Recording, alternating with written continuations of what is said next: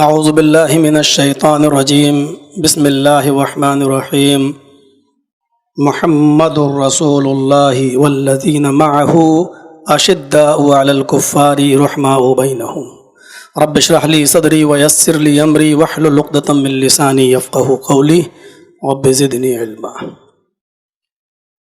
میرے بھائیوں، دوستوں، بزرگوں، میں نے قرآن کریم کی ایک بہت ہی چھوٹی سی آیت کا ایک ٹکڑا آپ کے سامنے پڑھا ہے اور کوشش کروں گا کہ اس کی وضاحت میں آپ کے سامنے کر سکوں۔ اللہ رب العالمین نے فرمایا محمد الرسول اللہ والذین معه اشداء علی الکفار رحماء بینہم، والذین معه اشداء علی الکفار رحماء بینہم، اس طرف تو ہم شاید بات اپنی پوری نہ کر پائیں، بس اس ٹکڑے کو میں اٹھاتا ہوں، محمد الرسول اللہ۔ یہ قرآن کریم کی اسی آیت کا ایک ٹکڑا ہے جس میں اللہ تبارک و تعالیٰ نے فرمایا محمد اللہ کے رسول ہیں صلی اللہ علیہ وسلم۔ اگر ہم غور سے دیکھیں تو اس ٹکڑے کے اندر تین چیزیں بتائی گئی ہیں۔ پہلی چیز، نبی اکرم کا نام کیا ہے۔ دوسری چیز، آپ کا منصب اور آپ کی پوسٹ کیا ہے۔ اور تیسری چیز اس کے اندر یہ بتائی گئی کہ اس پوسٹ پر اور اس عہدے پر کس نے فائز کیا ہے۔ ایک چیز ہوتی ہے کہ کسی کو ہم بزرگ مان لیں، مولانا جرجیز کو، اصغر صاحب کو، شیخ رضا کو۔ ایک چیز یہ ہوتی ہے کہ ہم نے ان کو بزرگ بنا لیا، اور ایک چیز وہ ہوتی ہے کہ اللہ کسی کو بزرگ بنائے۔ دونوں میں فرق ہے۔ محمد الرسول اللہ صلی اللہ علیہ وسلم کائنات کے سب سے بڑے بزرگ۔ وجہ کیا ہے کہ محمد الرسول اللہ کی بزرگی کا اعلان اللہ تبارک و تعالیٰ نے کیا ہے۔ محمد اللہ کے رسول ہیں۔ نام کیا ہے؟ محمد۔ عہدہ کیا ہے؟ آپ رسول ہیں۔ یہ اسی عہدے نے آپ کو بزرگ بنایا ہے۔ اور یہ عہدہ دیا کس نے؟ آپ رسول کس کے ہیں؟ اللہ کے۔ یعنی ہم نے اور آپ نے رسول نہیں بنایا، اللہ نے رسول بنایا۔ انسان کو جب بزرگی کے درجے پر فائز کرتا ہے تو بنانے والا بھی غلط ہو سکتا ہے، اور جس کو بنایا جا رہا ہے وہ بھی غلطی کر سکتا ہے۔ لیکن اللہ جب کسی کو بزرگ بناتا ہے تو بنانے والا غلطی نہیں کر سکتا، اس لیے کہ بنانے والی ذات اللہ کی ہے، وہ غلط نہیں ہو سکتا۔ اور جس کو بنا رہا ہے وہ معصوم عن الخطا ہوتا ہے، وہ تمام اور ہر قسم کے گناہوں سے پاک و صاف ہوتا ہے، اس سے کوئی لغزش نہیں ہوتی ہے۔ یہ فرق ہے انسانوں کے بنائے ہوئے بزرگوں میں اور اللہ کے بنائے ہوئے بزرگ میں۔ تو یہ تین حیثیتیں ہیں محمد رسول اللہ کی۔ محمد نام ہے، عہدہ رسول کا ہے، اور یہ رسالت، اس بزرگی پر فائز کس نے کیا ہے؟ اللہ نے۔ اب دیکھیے قرآن کی دوسری آیت، ما اتاکم الرسول فخذوہ وما نہاکم عنہ فانتہوا۔ قرآن کی اس آیت پر غور کیجئے۔ پہلے ہم نے یہ غور کر لیا کہ رسول ہیں، یہاں اللہ تبارک و تعالیٰ نے رسول کی دو حیثیتیں بتا دیں۔ ما اتاکم الرسول فخذوہ، رسول تمہیں جو دے وہ لے لو، اور رسول تمہیں جن کاموں سے روکیں اس سے رک جاؤ۔ یہاں رسول کی دو حیثیتیں بتائی گئیں، من حیث الرسول اور من حیث البشر۔ اللہ نے یہ نہیں کہا ما اتاکم محمد فخذوہ، محمد تمہیں جو دے وہ لے لو، یہ نہیں کہا اللہ نے۔ یہاں تو کہہ دیا محمد الرسول اللہ، محمد نام ہے، رسول عہدہ ہے۔ جب دو چیزیں ہیں تو حیثیتیں بھی دو ہیں۔ محمد جب صلی اللہ علیہ وسلم بات کرتے ہیں تو اس کو دیکھا جائے گا کہ آپ کس حیثیت سے بول رہے ہیں، من حیث البشر یا من حیث الرسول۔ جب رسول ہونے کی حیثیت سے بولیں گے تو آپ کی کسی بات کو چھوڑا نہیں جائے گا، آپ کی ہر بات ماننا پڑے گی، چاہے وہ ہمارے فیور میں ہو چاہے وہ ہمارے خلاف ہو۔ رسول ہونے کی حیثیت سے کوئی بات چھوڑی نہیں جائے گی، لیکن من حیث البشر اگر کوئی کام یا کوئی چیز دیں تو اس کو چھوڑا بھی جا سکتا ہے اور لیا بھی جا سکتا ہے۔ اب آئیے ایک مثال میں آپ کے سامنے پیش کرتا ہوں۔ نبی اکرم صلی اللہ علیہ وسلم جب مکے سے مدینہ تشریف لائے، اور مسلم شریف کی حدیث کے الفاظ یہ ہیں، لما قدم نبی اللہ صلی اللہ علیہ وسلم المدینہ، نبی اکرم صلی اللہ علیہ وسلم جب مکے سے مدینہ تشریف لائے، وہم یعبرون النخل، تو مدینے کے لوگ लोग खजूर की कलमकारी किया करते थे, कलमकारी काश्त किया करते थे, तो उनकी आदत क्या थी कि वो खजूर को ऐसे ही जमीन में नहीं बोते थे, खजूर के पौधों को, खजूर की गुठली को, बल्कि वो गाभे जो होते थे तो वो क्या करते थे, ये नर खजूर का गाभा है, ये मादा खजूर का गाभा है। नर और मादा, जैसे इंसान और मर्द और औरत दो नर और मादा जब मिलते हैं तो बच्चे होते हैं, ऐसे ही वो क्या करते थे, नर खजूर अलग, मादा खजूर का गाभा अलग, नर और मादा खजूर को दोनों को मिलाकर जमीन में बोते थे। और उनका क्या रस्म थी, उनकी रस्म ये थी, ऐसा करेंगे तो खजूरें ज्यादा पैदा होंगी। तो जब अल्लाह के नबी सल्लल्लाहु अलैहि वसल्लम मदीने में आए और लोगों को ये करते हुए देखा तो आपने पूछा, माज़ा तस्नऊन, ये तुम क्या करते हो? तो उन लोगों ने क्या कहा, कुन्ना नस्नऊ, हम तो ऐसा ही करते चले आ रहे हैं। अय अल्लाह के नबी, हम तो ऐसा ही करते चले आ रहे हैं, हम तो नर खजूर और मादा खजूर दोनों के गाभों को मिलाकर जमीन के अंदर बोते हैं और ऐसे ही हमारे बाप दादा के जमाने से चला आ रहा है। तो अल्लाह के नबी ने फरमाया, लौ लम तफअलू लकाना खैरन, अगर तुम ऐसा न करते तो अच्छा होता। ये क्या है कि नर बना लिया और मादा खजूर बना लिया, अगर तुम ऐसा न करते तो अच्छा होता। उन्होंने छोड़ दिया, अल्लाह के नबी कह रहे हैं, बड़ी शख्सियत कह रही, छोड़ दिया। अब उन्होंने एक तरफ से बोना शुरू कर दिया, ना नर बनाया ना मादा, ऐसे ही बो दिया। फनक़सत, मुस्लिम के अल्फाज हैं, उसी साल खजूरों में नुकसान हो गया, कम पैदा हुए। अब आप बताइए कि एक आदमी शादी के बाद 10 साल तक मस्जिद में जा रहा है और कह रहा है, रब्बि हबली मिनस सालिहीन, अल्लाह मुझे बेटा दे दे, बेटा दे दे, बेटा नहीं हो रहा है। किसी ने उसको मशवरा दिया, भाई मस्जिद में जाने से कहीं बेटा बेटी मिलता है, बेटा बेटी लेना तो इधर चले जाओ फला जगह, और वो चला गया और उसने एक ही बार कहा, तेरे दर पे आया हूं, बस इतना कहा और उसी साल उसको बेटा हो गया। तो क्या कहेगा वो, अरे वाकई इसमें ताकत है, वाकई ये है। तो वही चीज वो बरसों से ऐसा करते चले आ रहे, खजूर ज्यादा पैदा हो रही थी, अल्लाह के नबी ने कहा अगर तुम ऐसा ना करते तो बेहतर होता, उन्होंने छोड़ दिया और उसी साल खजूरों में कमी पैदा हो गई, नुकसान हो गया। फज़करू, उन्होंने इसका जिक्र अल्लाह के रसूल से किया, अल्लाह के रसूल, हम बाप दादा के जमाने से जो करते चले आ रहे थे, जब वैसा करते थे तो खजूरें ज्यादा पैदा होती थी, और जब आपने कहा ऐसा ना करते तो अच्छा होता, हमने छोड़ दिया, नुकसान हो गया। अल्लाह के नबी मुस्कुराए, फरमाया नुकसान हो गया, कहाँ? फरमाया मैंने तो आपके कारोबार में मशवरा दिया था, मैंने कोई कुरान और हदीस का कोई हुक्म नहीं लागू किया था, मैंने कोई अल्लाह का हुक्म नहीं सुनाया था, ये तो मेरी जाती राय और जाती मशवरा था। फिर आपने जो जुमले अदा किए वो जुमले आपकी हैसियत बतला रहे हैं। फरमाया, इज़ा अमरतुकुम बिशैइन मिन अम्रि दीनिकुम फखुज़ूहु बिही, लोगो जब मैं तुम्हें तुम्हारे दीन का कोई मसला बताऊं, जब मैं तुम्हें तुम्हारे दीन की कोई हैसियत बताऊं, जब मैं तुम्हें तुम्हारे दीन का कोई मामला बताऊं, फखुज़ू बिही, तो तुम ले लिया करो। यानी जब मैं मिन हैज़ुर रसूल बोलूं तो उसको हर हाल में तुम्हें लेना पड़ेगा। वइज़ा अमरतु कुम बिशैइन मिन अम्रि दुनियाकुम फइन्नमा अना बशर, और जब मैं तुम्हें तुम्हारे कारोबार में, तुम्हारे दुनियावी मामलात में अगर मैं तुम्हें कोई मशवरा दूं, किसी बात का हुक्म दूं, तो मैं भी एक इंसान हूं, फइन्नमा अना बशर, मैं भी एक इंसान हूं, मेरे मशवरे को ले भी सकते हो और छोड़ भी सकते हो। आपकी दो हैसियतें हैं, लेकिन जब मिन हैसुर रसूल जब कोई चीज दे तो उसको हर हाल में हमें और आपको लेना पड़ेगा। और फिर जब रसूल मिन हैसुर रसूल जब कोई चीज देंगे उसको किसी भी हाल में छोड़ा नहीं जा सकता, ये बात हमें और आपको जहन में रख लेना चाहिए। फिर बड़ी से बड़ी शख्सियतें, बड़े से बड़े बुजुर्ग, बड़े से बड़े उलमा, बड़े से बड़े मौलवी, अगर उनकी बात नबी की बात से टकरा जाए तो फिर रसूल की बात को लिया जाएगा और नबी की बात को लिया जाएगा। लेकिन नबी के बाद, नबी के अलावा जिनकी बातें नबी से टकरा रही हैं, फिर उनकी बात को नहीं लिया जाएगा और छोड़ दिया जाएगा।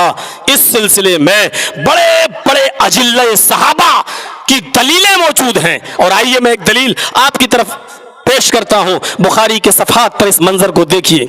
हज़रत उमर रज़ी अल्लाह ताला अन्हु एक सफ़र में हैं और हज़रत अम्मार भी एक सफ़र में हैं, दोनों सफ़र में हैं और दोनों का गुज़र एक जंगल से हुआ, बियाबान जंगल से हो रहा है।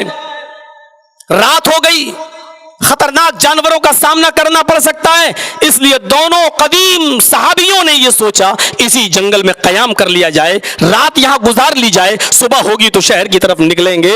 حضرت عمر فاروق اور حضرت عمار دونوں اسی جنگل میں آرام کرنے لگتے ہیں، دونوں سو جاتے ہیں۔ فجر کی نماز پڑھنے کے لیے دونوں صحابی اٹھتے ہیں۔ بخاری شریف کے صفحات پر یہ منظر دیکھیے، حضرت عمر بھی فجر کی نماز پڑھنے کے لیے اٹھ رہے ہیں۔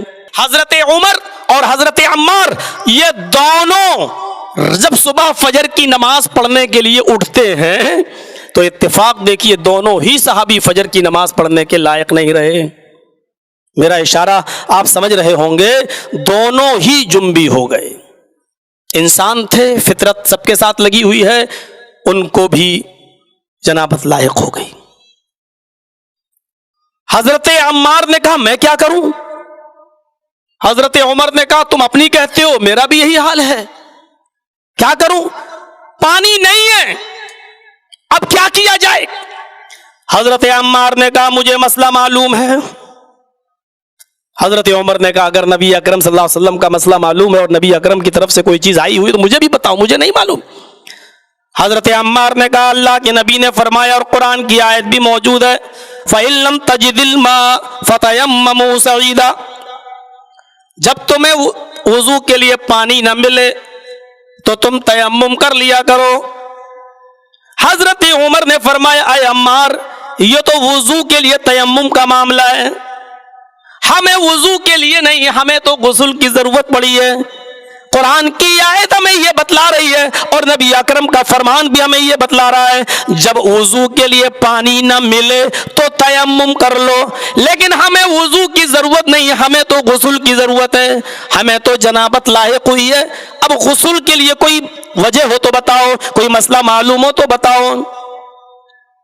حضرت عمار نے کہا نہیں مجھے یہی معلوم ہے۔ حضرت عمر نے ریجیکٹ کر دیا، نہیں یہ تو وضو کا معاملہ، ہمیں غسل کی ضرورت ہے۔ تو حضرت عمار نے کہا تو اب تو اس زمانے میں ٹیلی فون بھی نہیں تھا، فوراً رات کے 2 بجے معلوم کر لو جرجی صاحب بچہ پیدا ہوا کل کیا نام رکھوں۔ اس زمانے میں تو ٹیلی فون بھی نہیں تھا، یہ تار کا بھی زمانہ نہیں تھا، چلو 1 ہفتے میں مسئلے کا جواب آ جائے گا، لیٹر کا بھی زمانہ نہیں تھا۔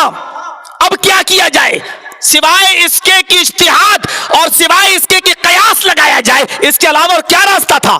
حضرت عمار نے کہا تو اس پر قیاس کر لیتے ہیں نا، وضو کی ضرورت ہے تو تیمم، چھوٹا تیمم کر لیتے ہیں، دونوں ہاتھ زمین پہ مارے، چہرے پہ مل لی، ہاتھ پہ مل لی، ہو گیا تیمم۔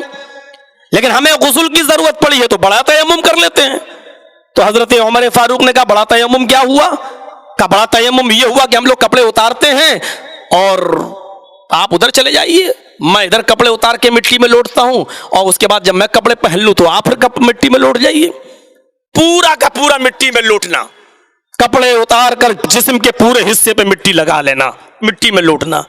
حضرت عمر فاروق نے کہا نہ، یہ تو تم ایک نئی چیز نکال رہے ہو، مجھے خطرہ ہے کہ کہیں ایسا نہ ہو کہ اسلام کے اندر نئی چیز نکالنے کی وجہ سے کہیں ہم بدعت میں مبتلا نہ ہو جائے، میں ایسا نہیں کر سکتا۔ حضرت عمار نے کہا میں ایسا کروں گا۔ حضرت عمر نے کہا تمہارا قیاس، تمہارا اجتہاد اگر یہ کہتا تو کرو۔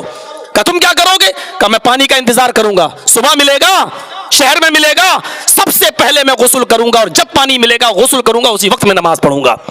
حضرت عمار کہتے ہیں، بخاری کے الفاظ ہیں، تمرغت کما تمرغ الدابہ، میں زمین کے اوپر ایسا الٹ پلٹ کیا، ایسا الٹ پلٹ، ایسا زمین کے اوپر لوٹا جیسے چوپایا زمین کے اوپر لوٹتا ہے۔ اپنے آپ انہوں نے نماز پڑھ لی۔ حضرت عمر فاروق شہر میں چلے گئے، صبح پانی ملا تب انہوں نے غسل کر کے نماز کی پڑھی، یعنی قضا۔ جب دونوں کا سفر ختم ہوا اور دونوں جب نبی اکرم صلی اللہ علیہ وسلم کے پاس پہنچے 2 4 5 6 دن کے بعد، تو دونوں نے اپنے اپنے سفر کا حال پیش کیا۔ اللہ کے نبی نے کہا اچھا ایسا ہو گیا تھا؟ کہا پھر کیا کیا؟ کہا اللہ کے نبی ان سے پوچھو انہوں نے کیا کیا۔ کہا عمار کیا کیا؟ حضرت عمار نے کہا اللہ کے رسول میں نے اپنے جسم کو پورا کا پورا زمین پر لوٹ لیا، اس میں ایسا لٹایا جیسے چوپایا لوٹتا۔ آپ نے کہا عمار تم نے غلط کیا۔ دیکھیے قیاس، اور وہ بھی ایک صحابی کا۔ حضرت نبی اکرم کیا کہہ رہے ہیں؟ عمار تم نے بھی غلط، تم نے غلط کیا. حضرت عمر ہنس رہے ہیں، کہنا کہا تھا نا کوئی نئی چیز. اللہ، اب ان کو امید تھی کہ میرا قیاس بالکل ٹھیک رہا ہوگا، لیکن عمر نے بھی غلط کیا. کہا تو آپ اپنا بتاؤ، کہا آپ نے کیا کیا؟ حضرت عمر فاروق نے کہا اللہ کے نبی ہم نے نماز ہی نہیں پڑھی، جنبی تھا نا، نماز نہیں پڑھی. جب شہر میں آیا، پانی ملا، غسل کیا تو سب سے پہلے پھر میں نے نماز پڑھی، قضا ہوئی لیکن پڑھی بعد میں. فرمایا عمر تم نے بھی غلط کیا. دونوں صحابی کے قیاس غلط. نبی کا فرمان آ گیا تو نہ عمر کی چلی نہ عمار کی چلی. یہی تو دعوت منہج سلف ہے، یہی تو سلفیت کی دعوت ہے. منہج سلف یہی ہے کہ جب نبی اکرم کا فرمان آ جائے تو نبی کے فرمان کے بعد پھر کسی کی نہیں چل سکتی، وہ کتنا ہی بڑی پوسٹ کا مالک ہو اور کتنے بڑے عہدے پر فائز ہو. تو کہا کرے کیا کرنا چاہیے؟ دونوں نے پوچھا. اگر ہم نے غلط کیا، عمر کہتے ہم نے غلط کیا، تو پھر صحیح کیا ہے؟ فرمایا تم دونوں کے لیے بس وہی تیمم کافی تھا جو وضو کا تیمم ہے، یعنی یہی غسل کا بھی تیمم ہے. اگر پانی نہیں مل رہا تھا تو بس اتنا ہی تیمم کافی تھا. اپنے دونوں ہاتھوں کو پاک زمین پر مارتے، ان کو پھونک لیتے اور چہرے پر مل لیتے. دائیں ہاتھ کی ہتھیلی کو بائیں ہاتھ کی پشت پر اور بائیں ہاتھ کی ہتھیلی کو داہنے ہاتھ کی پشت پر پھیر لیتے، تمہارا تیمم ہو جاتا. اور نماز پڑھ لیتے، جب پانی ملتا تب غسل کر لیتے. میرے پیارے ساتھیوں، غور کیجئے اس دعوت اس منہج سلف کی، یہ منہج سلف پر میرے پیارے ساتھیوں یہی ہمارے اصول اور یہی ہمارے ضابطے ہیں اور یہی ہماری دعوت ہے کہ ہم سارے بزرگوں کی عزت کرتے ہیں، سب کا احترام کرتے ہیں. اور اس مجمع میں ہم دعا کریں گے اللہ تو کروڑوں رحمت نازل فرما ابو حنیفہ رحمۃ اللہ علیہ کی قبر پر. اللہ تو کروڑوں رحمت نازل فرما امام شافعی کی قبر پر. اللہ تو کروڑوں رحمت نازل فرما امام مالک اور امام احمد ابن حنبل کی قبر پر. اے اللہ ان کے علاوہ جو بزرگ آئے اس دنیا میں، الہ العالمین تو ان تمام بزرگوں کی قبروں کو نور سے بھر دے، ان کی قبروں پر اپنی رحمت نازل فرما. لیکن ان تمام بزرگوں نے جو دعوت دی تھی اور جو پیغام دیا تھا کہ اذا صح الحدیث فہو مذہبی، جب صحیح حدیث آ جائے تو وہی میرا مذہب، اسی کو مان لینا، یہی ہماری بھی دعوت ہے. ابو حنیفہ رحمۃ اللہ علیہ کی اس دعوت کو ہم بھی آگے بڑھاتے ہیں. امام ابو حنیفہ رحمۃ اللہ علیہ نے کہا تھا اذا صح الحدیث فہو مذہبی، جب صحیح حدیث آ جائے تو وہ اسی کو مان لینا.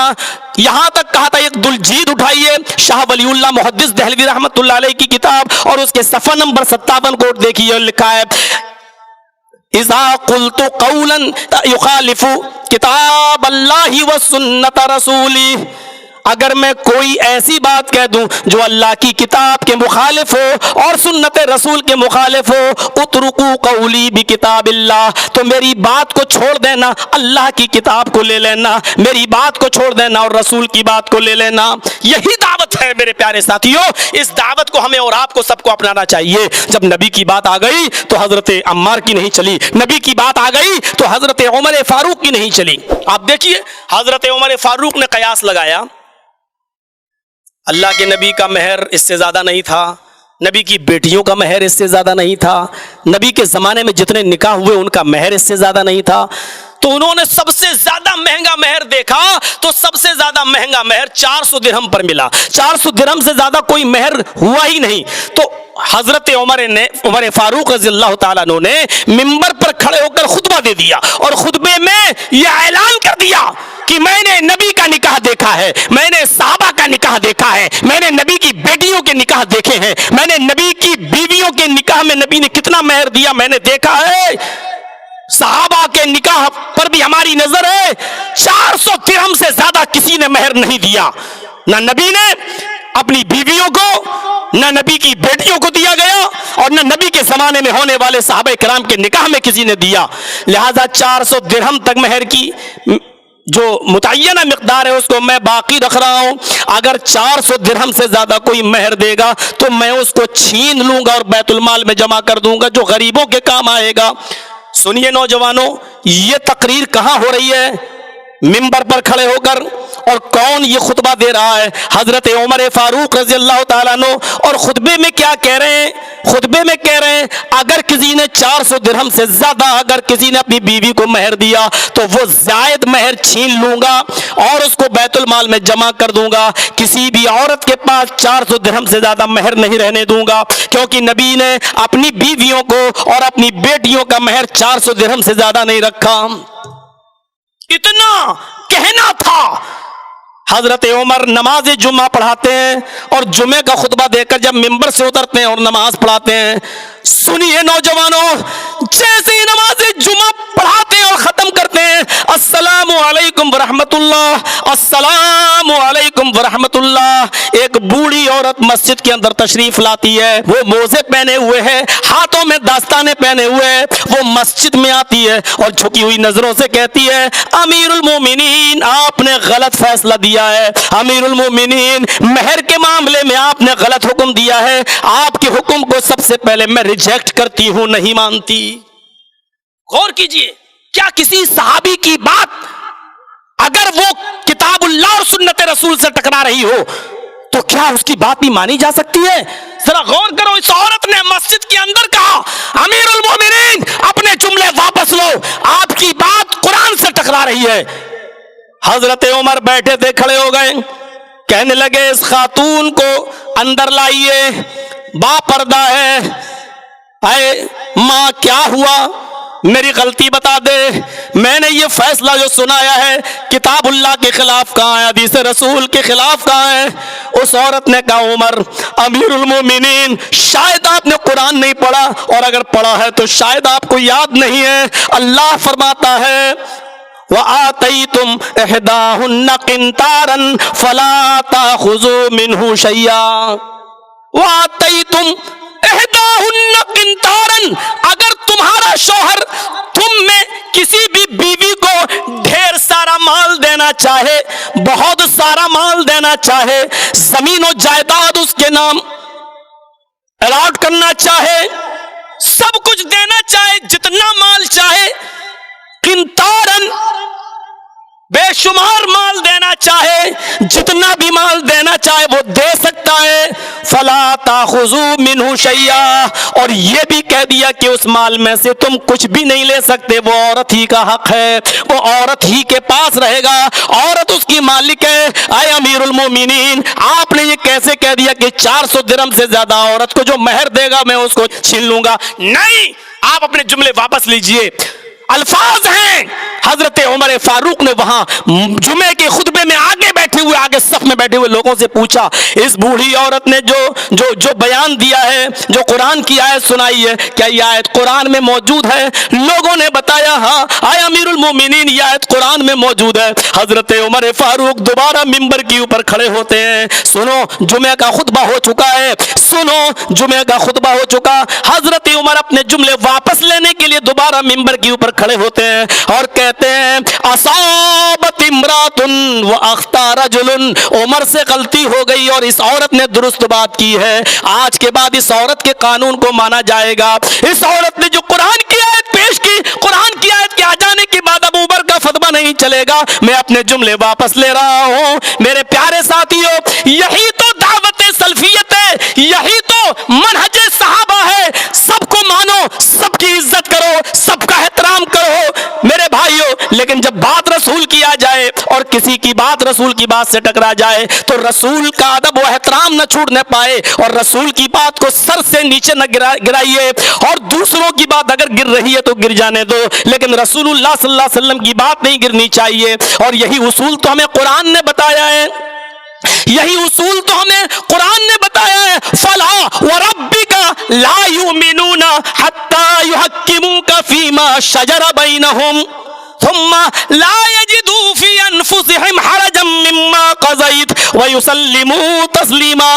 تیرے رب کی قسم اے محمد صلی اللہ علیہ وسلم, آپ کے رب کی قسم, یعنی اللہ اپنی قسم کھا رہا ہے, اے محمد صلی اللہ علیہ وسلم آپ کے رب کی قسم، یعنی مجھے قسم ہے اپنے عزت و جلال کی، یہ دنیا میں لوگ اس وقت تک مومن نہیں ہو سکتے جب تک کہ وہ آپ کے فیصلے کو، آپ کی زبان سے نکلنے والے فیصلے کو، آپ کی زبان سے نکل جانے کے بعد من وعن ہو بہو سیم ٹو سیم پوری طریقے سے تسلیم نہیں کر لیتے، ایکسپٹ نہیں کر لیتے، سویکار نہیں کر لیتے، یہ مومن نہیں ہو سکتے ہیں۔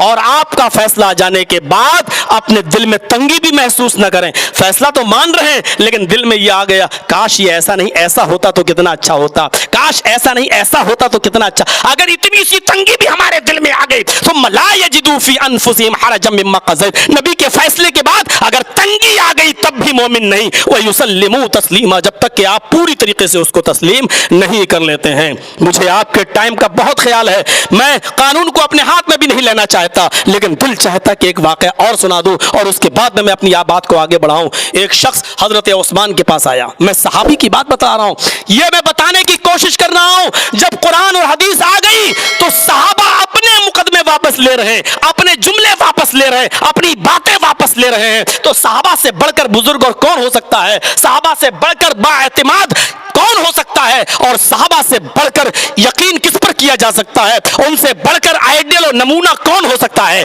آئیے ایک چیز اور عثمان غنی کے تعلق سے بتا دوں۔ ایک شخص ان کے پاس مسئلہ لے کر آتا ہے، کہتا ہے امیر المومنین ایک گڑبڑ ہو گئی۔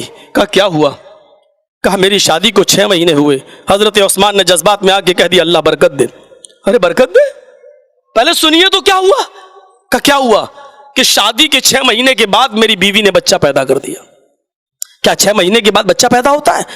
حضرت عثمان کو مسئلہ معلوم نہیں تھا۔ حضرت عثمان غنی نے کہہ دیا نہیں، 6 مہینے کے بعد بچہ نہیں، تمہاری عورت زانی اور بدچلن ہے، غلط ہے۔ تو اس نے کہا یہی تو میں پوچھنے آیا ہوں، اس بچے کو میں اپنا بچہ مانوں؟ کہ نہیں، وہ بچہ تمہارا نہیں ہے۔ موقع کی نزاکت کو آپ سمجھ رہے ہوں گے، مسئلہ پوچھنے والا کیا پوچھنا چاہ رہا ہے، یہ بات آپ کے ذہن میں ہوگی۔ میرے بھائیو، اس کا یہی مقصد تھا کہ شادی کے 9 مہینے کے بعد بچہ ہوتا ہے لیکن میری بیوی نے 6 مہینے کے بعد بچہ، اس بچے کو میں اپنا مانوں یا نہ مانوں؟ یہ بچہ حلالی ہے یا ناجائز، اس کو میں کیا مانوں؟ حضرت عثمان نے کہہ دیا بچہ ناجائز، اور سونے پہ سہاگا۔ یہ دیکھیے کہ صبح جمعہ تھا، دوسرے دن حضرت عثمان غنی نے منبر کے اوپر کھڑے ہو کر خطبے میں اس عورت کو سنسار کرنے کا حکم بھی دے دیا، اس عورت کو لایا جائے اور سنسار کر دیا جائے اگلے جمعے کو، کیونکہ اس عورت نے غلط کیا ہے۔ حضرت عثمان غنی نے خطبے میں یہ کہا، خطبہ ختم ہوتے ہی حضرت علی نے کہا عثمان غنی سے امیر المومنین آپ نے غلط فیصلہ سنایا۔ حضرت عثمان نے کہا کیا 6 مہینے میں بھی بچہ پیدا ہو سکتا ہے؟ ہاں۔ حضرت علی نے دلیل دی کہ قرآن کہتا ہے، اور سنیے دلیل، بس اب آئی ہے پرچی ختم ہونے کی۔ میرے بھائیو سنیے اس دلیل کو۔ حضرت علی نے کہا دودھ پلانے کی مدت قرآن بیان کر رہا ہے، کیا کہتا ہے کہ عورت دودھ پلائے کتنے مہینے؟ حولین کاملین، مکمل 2 سال تک۔ والوالدات یرضعن اولادہن حولین کاملین، مائیں اپنے بچوں کو کتنا دودھ پلا سکتی ہیں؟ 2 سال۔ کہا امیر المومنین دودھ پلانے کی مدت کتنی ہے؟ کہا 2 سال۔ کہا قرآن میں دوسری جگہ آیا وفصالہ فی عامین، عورتیں اپنے بچوں کا دودھ چھڑائیں 2 سال میں۔ حضرت عثمان نے کہا بات تو ایک ہی ہے، چاہے چھڑائیں یا پلائیں، یعنی 2 سال سے زیادہ نہیں پلا سکتی، 2 سال سے پہلے چھڑا سکتی ہیں لیکن 2 سال سے زیادہ نہیں پلا سکتی۔ حضرت علی نے کہا یہی تو پوچھ رہا ہوں کہ 2 سال میں کتنے مہینے ہوتے ہیں؟ کہا 24۔ کہا 24 مہینے دودھ پلانے کی ہوئے؟ کہا ہاں۔ کہا میں تو بچے کی عدت پوچھ رہا ہوں، بچے کی مدت، حمل کی مدت بتاؤ آپ، 6 مہینے کہاں ہے؟ حضرت علی نے کہا اب بتلا رہا ہوں، جب دودھ پلانے کی مدت جب 2 سال یعنی 24 مہینے، تو اللہ نے قرآن میں تیسری جگہ فرمایا ہے وَحَمْلُهُ وَفِصَالُهُ 30 شَهْرًا، حمل کی مدت اور دودھ چھڑانے کی مدت، دونوں مدتوں کو جوڑ کے کہا کہ 30 مہینے۔ کتنا؟ 30 مہینے۔ حمل کا بھی لفظ آ گیا اور دودھ چھڑانے کا۔ حمل کی اور دودھ چھڑانے کی مدت کتنی ہے؟ 30 مہینے۔ 30 مہینے میں 24 مہینے دودھ پلانے کے الگ کر دیجئے، تو 30 میں سے جب 24 کو آپ مائنس کریں گے تو کتنے بچے؟